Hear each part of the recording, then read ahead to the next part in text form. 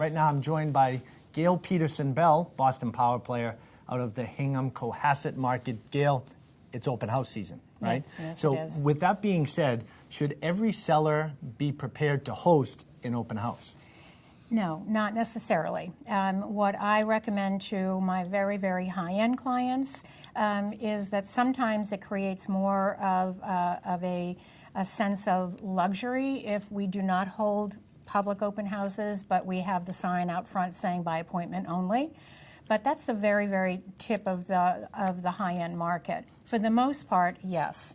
And some sellers are reticent to do so because they're afraid that someone may lift a piece of something that's, valuable to them, or also they're going to get the nosy neighbor syndrome.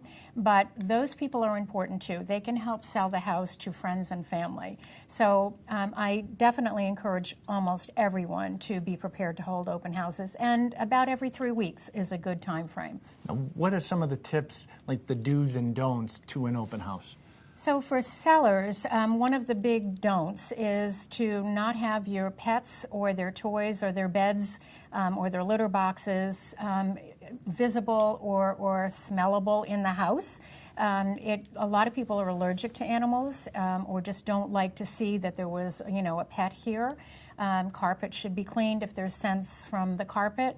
So that's the number one thing. What about the actual homeowner? They shouldn't be there either, right? No, and a lot of them do think that they should be to answer questions or, to see the level of interest, et cetera, but they need to leave because it creates a bad scenario for the buyer who's there to really look to see if this home is going to speak to them.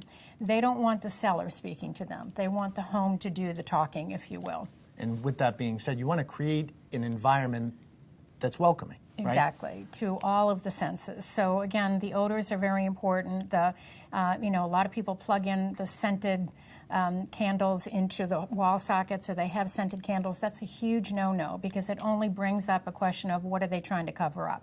And sometimes they're just way too strong. So you want to do things like you always read about, put some cinnamon on the stove and some boiling water, put a roast in the oven, bake some cookies, and have that scent be welcoming. And these are tried and true tips coming from a true professional down that way. Thank you, Gail.